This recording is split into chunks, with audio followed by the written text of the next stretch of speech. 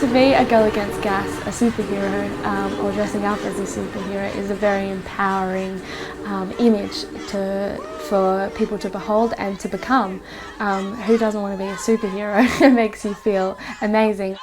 Sometimes the intensity of what we're facing is huge, but becoming a girl against gas puts a slight fun side to it, which allows me to really process it and enjoy it and have fun and just remember, you know, we're doing this for a good cause, and really that's good, that feeds us in the end.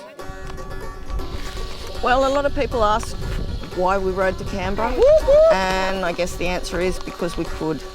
We went to stand up for all those people that couldn't.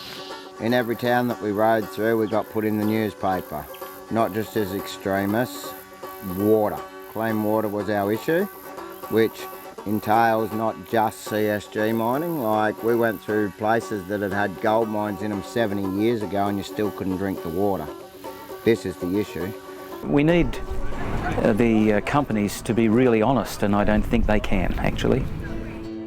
Everywhere right around this state, communities have taken up the struggle. So you're not on your own, but you are in the best placed position to be at the turning point of the future of the industry in this state.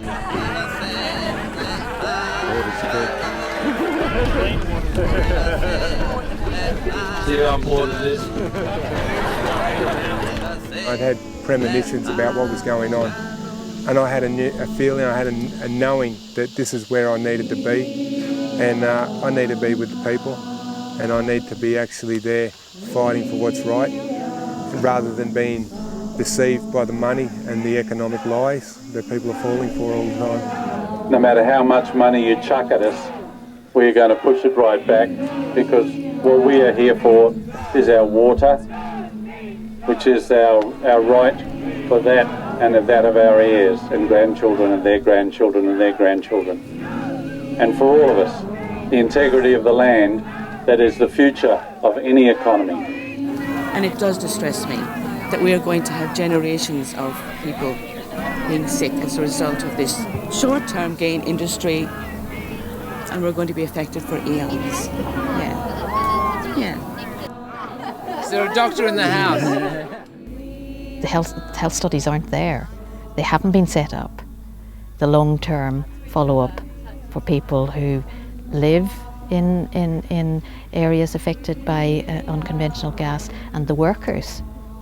If anyone's cared for someone with cancer, and I know most of us will be able to nod, most of those cancers are exposures to carcinogens. And heaps of what they're planning on putting in our soil and water here is carcinogenic. They'll be long gone by the time the cancers are in full swing. That's the problem. This industry will not last as long as the health effects. That's an old tune called Cast Your Fate to the Wind. But the wind isn't so friendly these days.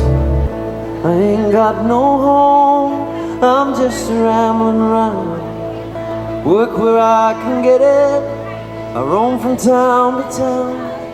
The police make it hard, boys, wherever I may go.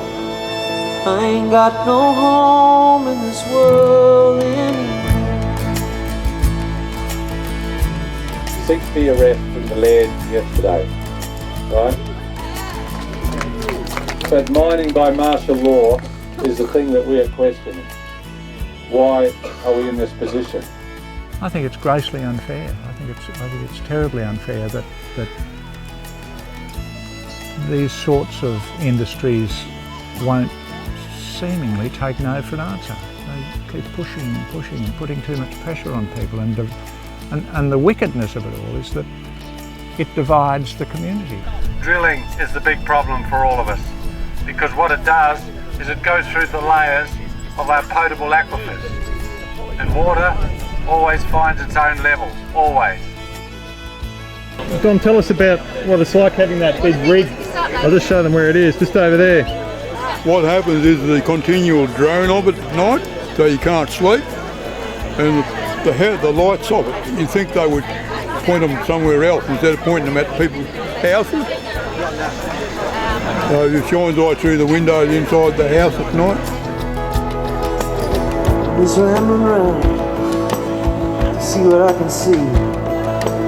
This wild and wicked world, sure a funny place to be. The gambling man is rich and the working man is poor. I ain't got no home in this world anymore. The police were really gentle with me. I mean, they were treating me with real respect, and I was able to the theatre. I was able to do my theatre all the way to the bus. I mean, the whole thing was just because it was like a dance. You know, it's very inspirational. I remember seeing Benny years ago at some Fred Nile protest when I was probably about 16. Oh, there's this guy, and he's still wearing the same stuff.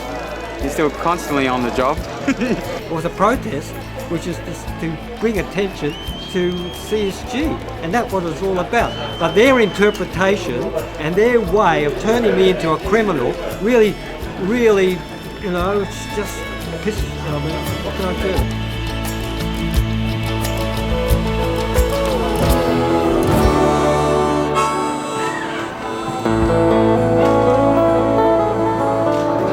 Thank you so much, Tamworth 2013. Thanks for having me.